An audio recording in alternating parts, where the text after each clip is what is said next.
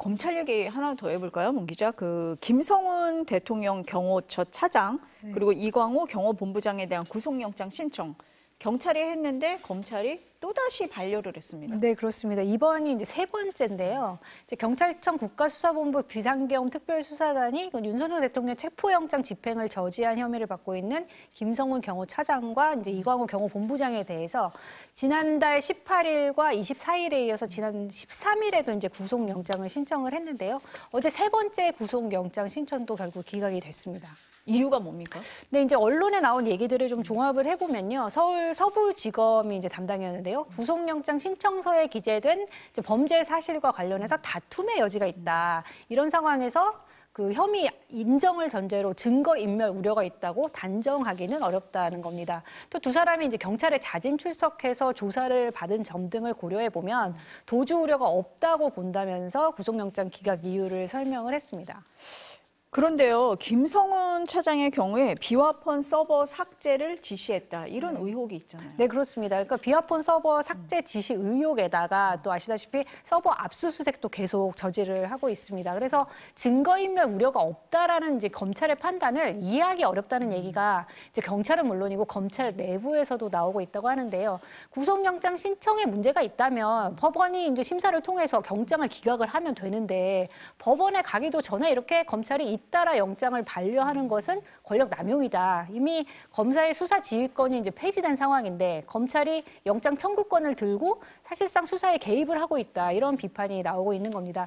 야권에서는 내란에 공모한 이제 그 검찰 관계자들을 보호하기 위한 거 아니냐 이런 의혹까지 제기하고 나섰는데요. 그러니까 심우정 검찰총장이 이제 김용현 전 장관의 비화폰 번호를 물었고 또 이진동 대검찰청 차장이 이제 김용현과 통화한 사실이 밝혀졌는데 이 비화폰 서버를 압수수색을 맡고 있는 걸 보면 이 경찰 경호처 관계자들의 구속을 이제 필사적으로 저지하고 있는 게 이런 검찰이 내란 세력과 한통속임을 보여주는 명백한 증거다. 이제 비화폰 서버에 남은 이런 검찰의 흔적이 드러날까 봐 겁이 나서 검찰이 김성훈과 이광호를 감싸고 도는 거 아니냐 거세게 비판을 하고 나선 상황입니다. 이렇게 경호처 지휘부에 대한 강제 수사가 검찰 단계에서 번번이 막히면서 경찰은 이제 사건을 공수처로 이첩하는 방안도 검토하고 있는 것으로 알려졌습니다. 변호사님, 이 여러 가지 해석이 나오는 건 이례적이라서 그런 것 같기도 하거든요. 어떻게 보십니까? 그러니까 이례적인 상황은 맞습니다. 그런데 이제 양측의 입장이 있을 수는 있다라고 봅니다. 왜냐하면 일반적으로 검찰에서 이렇게 구속영장 신청을 했을 때 이걸 받아주지 않는 상황이라면 경찰 입장에서도 이렇게 3번이나 이렇게 신청하는 경우도 사실 드물기도 하고요. 하지만 이렇게 경찰에서 필요성에 대해서 피력을 함에도 불구하고 검찰에서 끝까지 이렇게 받아주지 않는 경우 역시도 일반적이지는 않다라고 보는 것이 맞습니다.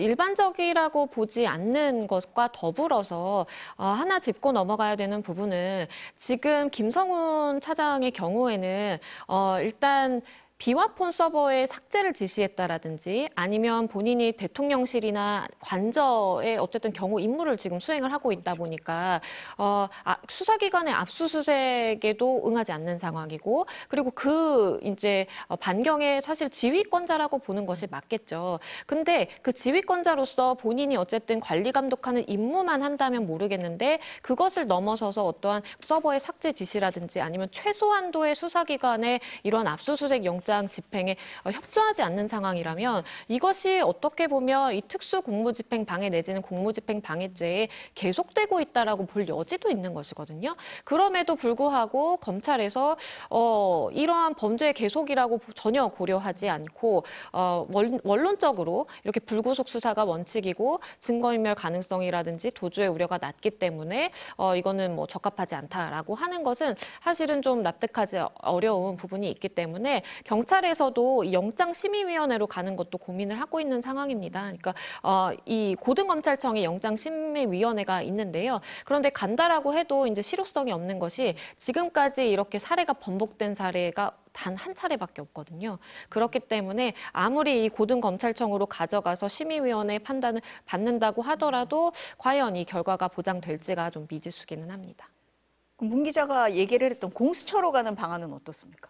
그러니까 경찰 입장에서는 검찰을 통해서 우리가 영장 발부를 해내지 못할 것이라면 공수처로 가서 영장을 발부받겠다라는 이제 고민을 하고 있는 상황으로 보이는데요. 뭐 그것도 하나의 유효한 방법이 될 수 있다라고는 생각합니다. 공수처에서 어쨌든 의지가 있다라고 한다면 영장을 청구를 해보고 법원의 판단을 받는 것을 고려를 해볼 수가 있겠는데요. 그럼에도 불구하고 상황이 여의치 않다면 빨리 재판을 개시하는 것도 방법입니다. 그러니까 구속 여부에 너무 이제 연연을 하지 않고 사건 자체를 빨리 기소를 시키는 방향으로 가서 법원 단계로 가다 보면 그 혐의점에 대해서 포착이 되면 그만큼 빨리 이제 결과를 받아볼 수 있는 것이기 때문에 그러한 전략도 유효하다라고 봅니다. 경찰에서는 좀 다양한 방법을 생각해 볼 필요가 있어 보이네요.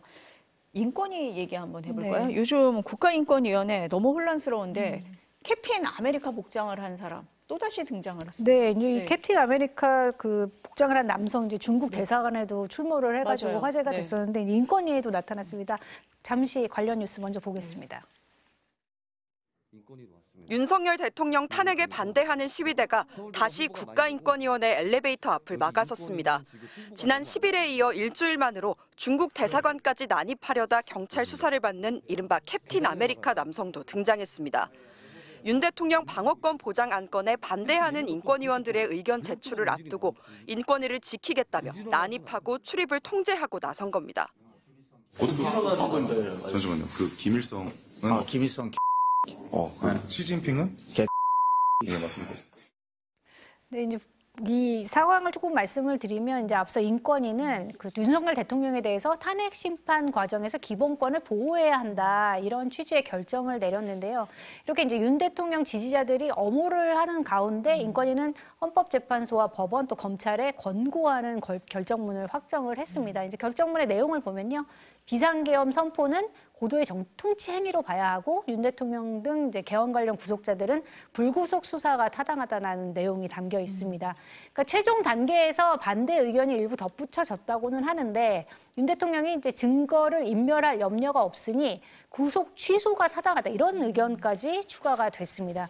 이제 뭐 이런 내용들은 사실 윤 대통령 변호인단이나 할 만한 이야기다 이런 비판이 나오고 있습니다.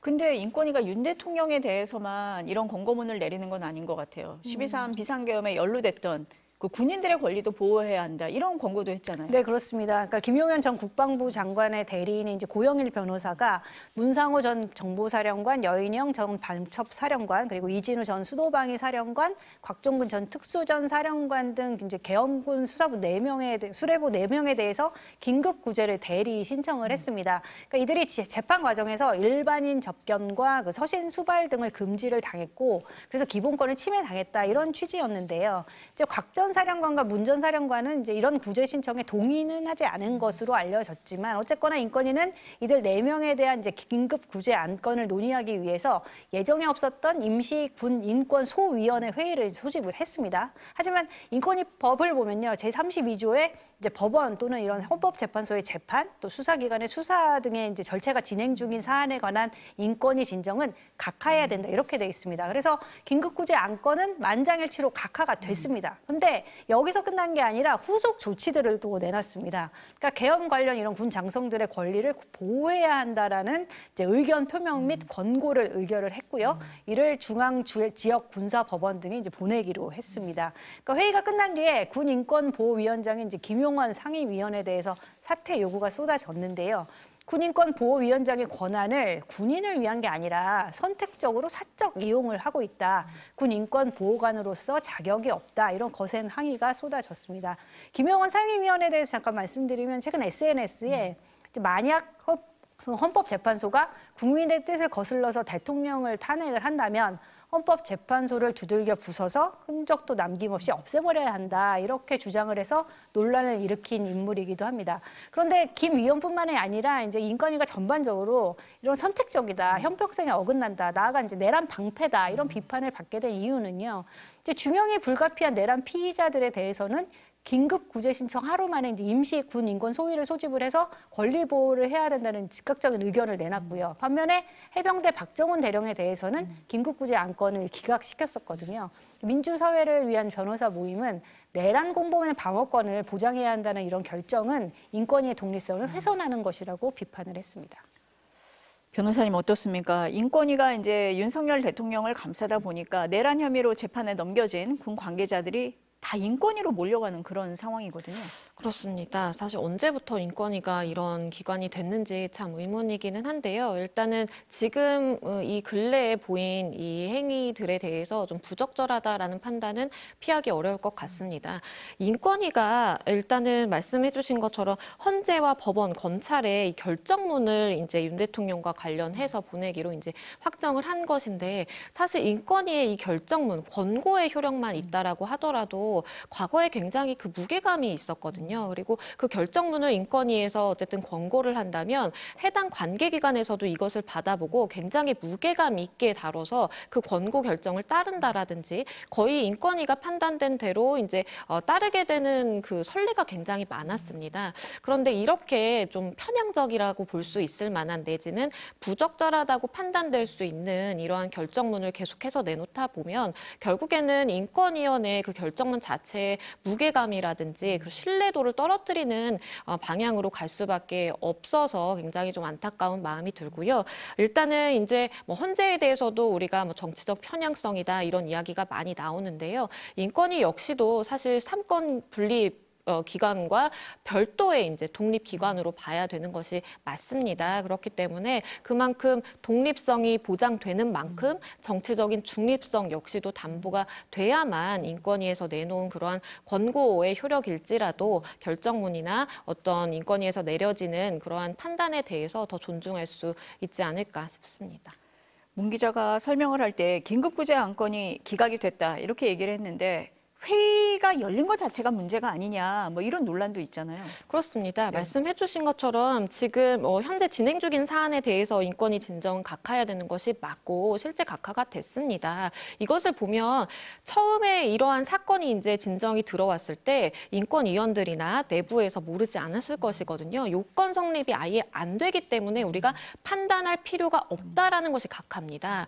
그런데 이러한 각하를 반드시 이러한 위원회를 열어야만 했을까라는 의문이 들고요. 왜냐하면 비교해서 말씀을 드리자면 우리 법원에서도 어떠한 사건이 들어왔을 때 법원에서 판사들이 판단을 하는 그러한 절차, 변론이 열리는 것은 기각이냐 인용이냐를 이제 다루는 것이고 그 전의 단계에서 사실 이제 걸러진다라고 보는 것이 맞겠죠. 아예 요건이 성립하지 않는다라든지 뭐 당사자가 맞지 않는다라든지 이런 경우에는 그냥 재판장에 가지도 못하고 사실 각하되는 것이 맞습니다. 법적으로 전혀 문제가 있는 절차가 아니에요. 그렇기 때문에 인권위 역시도 수많은 진정 사건들이 들어오고 그것에 대해서 효율적인 판단을 하기 위해서 이러한 민사라든지 법적 절차를 따르는 것을 준용하고 있는 것이거든요. 그렇기 때문에 애초에 이 요건에 맞지 않아서 그러니까 현재 법원의 판단을 받아야 되는 상황이고 계속 진행 중인 사안이기 때문에 각하된다라는 사실 원칙과 기준이 있는 것이기 때문에 그것에 맞다고 사전에 판단됐다라면